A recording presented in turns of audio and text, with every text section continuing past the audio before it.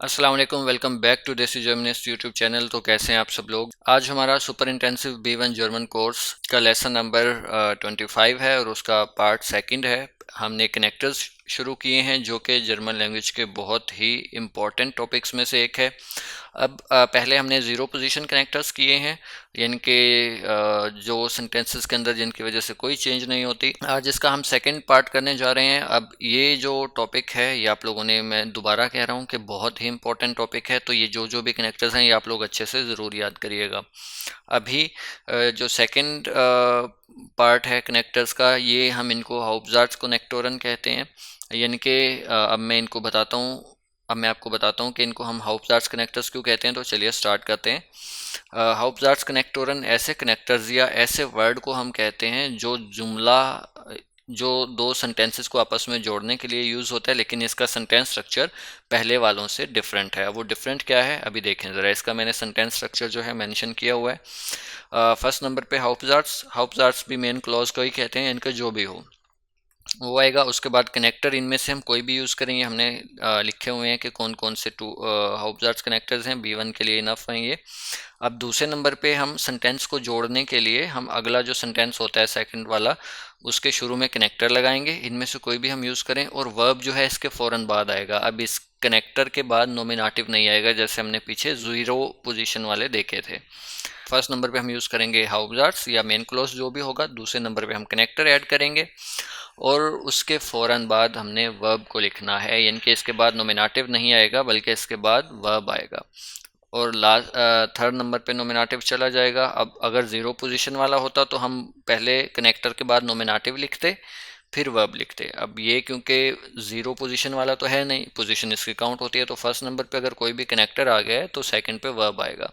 अब ये सिर्फ इन कनेक्टर्स के साथ है, और बहुत सारे हैं ये, लेकिन B1 तक के लिए ये इनफ होते हैं, ठीक है। तो इन कनेक्टर के फ़ौरन बाद वर्ब, उसके बाद नोमिनेटिव, आगे डाटिव अकुजाटिव जो जो भी सेंटेंसेस के अंदर होगा वो आ जाएगा। तो चलिए स्टार्ट करते हैं। फर्स्ट कनेक्टर है इसका डेसहाल्ब। इसका मतलब होता है दैट्स वाई, या फिर इसलिए।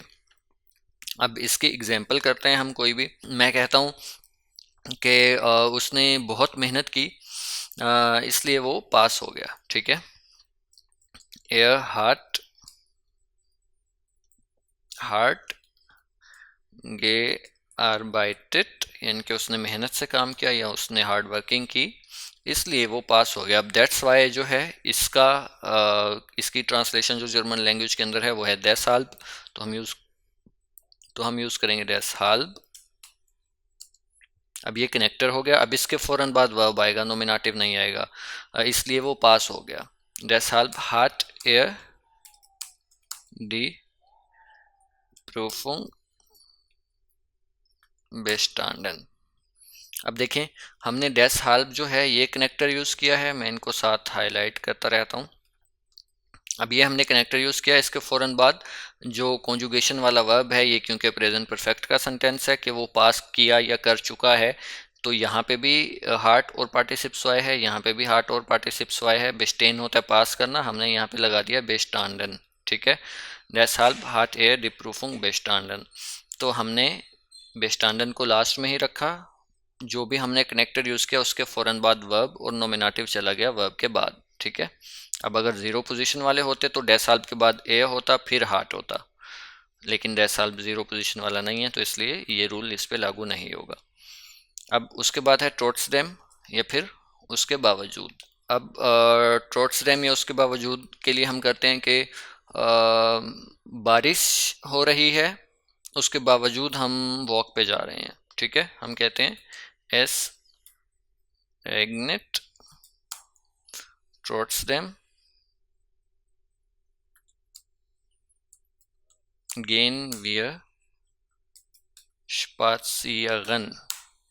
अब यहाँ पे हमने ट्रोट्सडेम कनेक्टर के तौर पे यूज़ किया है। अब ये भी जो है हाउप्ज़ार्ट्स कनेक्टर है, इसके फ़ौरन बाद वर्ब आता है, ये भी ज़ीरो पोजीशन वाला नहीं है, तो इसलिए हमने गेन लगाया। वियर गेन स्पासियगन के बजाय गेन वियर स्पासियगन। और ये बहुत इंपॉर्टेंट होते हैं सेंटेंसेस के स्ट्रक्चर। अगर हम इनको गलत करेंगे, इसकी जगह हमने कोई और सेंटेंस का स्ट्रक्चर लगा दिया, वर्ब आगे पीछे हो गया, तो हमारा सेंटेंस गलत हो जाएगा, ठीक है।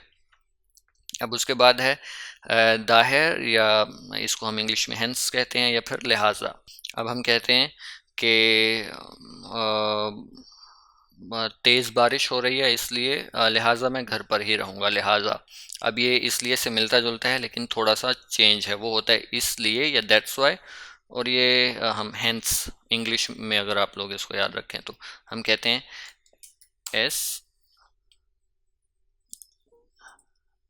इग्नेट स्टार्क, ठीक है। लिहाजा मैं घर पे हूँ, हेंस यूज कर रहा हूँ मैं, वाह। दाहिर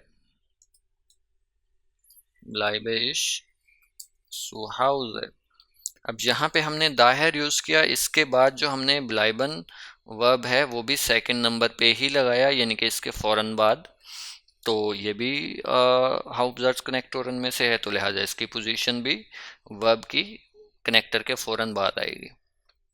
अब उसके बाद है आउसरडैम, मोर ओवर या मज़ीद। अब आउटसाइडर इसका मतलब होता है मज़ीद ये के, या फिर और एडिशनली के मतलब में हम अगर यूज़ कर सकते हैं, लेकिन मोर ओवर ज़्यादा सूटेबल है। हम कहते हैं कि वी हाबन खाइन आउटो, हमारे पास गाड़ी नहीं है, और मज़ीद ये कि ट्रेन स्टेशन भी दूर है। मज़ीद के लिए हम आउटसाइडर ईस्ट डेयर बानहोफ वाइट वेग, वाइट वेग कहते हैं हम दूर के लिए। विया हाबन खाइन आउटो, हमारे पास गाड़ी नहीं है, और मज़ीद ये कि रेलवे स्टेशन भी बहुत दूर है। तो हमने आउसर डैम जो है ये हमने यूज़ किया मोर ओवर के लिए, मज़ीद के लिए। अब ये भी हाउसवर्ड्स वाला कनेक्टर है, तो लिहाजा इसके फ़ौरन बाद भी वर्ब आएगा, और आगे जो भी नोमिनेटिव है या जो भी एडिशनल चीज़ें हैं वो आगे चली जाएंगी। अब उसके बाद है आलेडिंग्स, हाउएवर या ताहम के लिए हम इसको यूज़ करते हैं। अब मैं कहता हूँ कि मैं साथ तो आना चाहता हूँ, हाउएवर या ताहम मेरे पास टाइम नहीं है, तो हम कहेंगे इश möchte mitkommen, यानी कि मैं आना तो चाहता हूँ, ताहम मेरे पास टाइम नहीं है।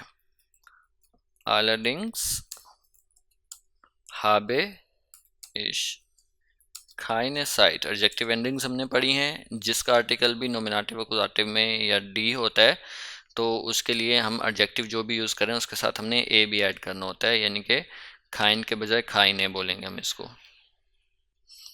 अब आगे हम करते हैं यूब्रिगंस, ये हम यूज़ करते हैं बाय द वे या फिर वैसे। अब हम इसका बनाते हैं कि मैंने होमवर्क कर लिया है, वैसे ये ज़्यादा मुश्किल नहीं था।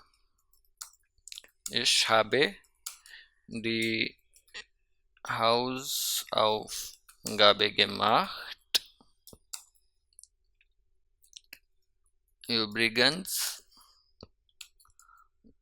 war sie nicht so teuer। so teuer भी हम बोल सकते हैं, या gar war sie nicht। तो हाँ, ये हो गया कि ich habe die Hausaufgabe gemacht, übrigens war sie nicht so teuer, लेकिन ये ज़्यादा मुश्किल नहीं था। तो ये जो हमने जी है, डी हाउस ऑफ गाबे है, तो उसकी रिप्लेसमेंट में हमने, यानी कि वो ज़्यादा मुश्किल नहीं था या थी, तो उसके लिए हमने जी यूज़ किया। तो यूब्रिगंस भी अगेन एक हाउसवर्ड्स कनेक्टोरन में से है, तो फिर इसके फ़ौरन बाद भी वर्ब आएगा, तो वर्ब यहाँ पे था, यानी कि वाह, तो इसलिए। अब आगे हम करते हैं डन, इसका मतलब होता है देन या फिर देन या फिर, वाओ। अब आगे है डन, इसका मतलब होता है देन और फिर, उर्दू के अंदर फिर, इंग्लिश में देन। तो अब इसका हम बनाते हैं, जैसे हम कह देते हैं कि यार पहले हम मूवी देखेंगे फिर बाहर खेलेंगे। स्वेस्ट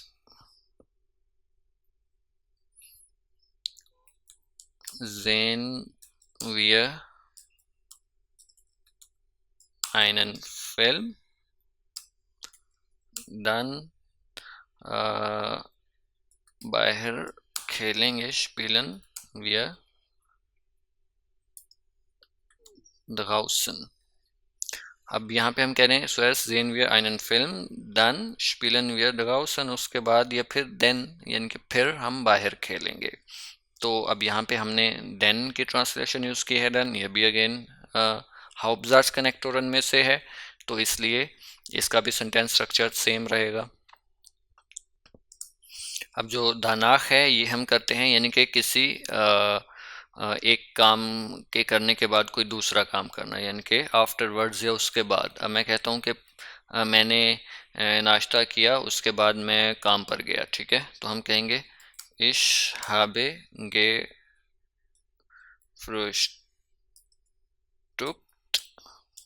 मैंने नाश्ता किया, danach bin ich zur Arbeit gegangen, उसके बाद मैं काम पे गया, घर पे नहीं गया, काम पे गया। तो दानाह का मतलब होता है आफ्टरवर्ड्स या उसके बाद। तो अब ये भी जो है हाउपजार्ड्स कनेक्टर्स में से है, तो इसके फ़ौरन बाद भी हम वर्ब लगाएंगे, उसके बाद नोमिनेटिव, और फिर लास्ट के अंदर जो भी पार्टिसिप्स है वो हम लगा देंगे। तो ये हमारे थे हाउपजार्ड्स कनेक्टोरन। अब इनका सेंटेंस स्ट्रक्चर पिछले की निस्बत चेंज था, वहाँ पे हमने वर्ब को देखने में तीसरे नंबर पर यूज़ किया, लेकिन क्योंकि वो कनेक्टर ज़ीरो पोजीशन वाले थे, उनकी पोजीशन काउंट नहीं होती, इसलिए वो हम नोमिनेटिव के बाद वर्ब लिख रहे थे।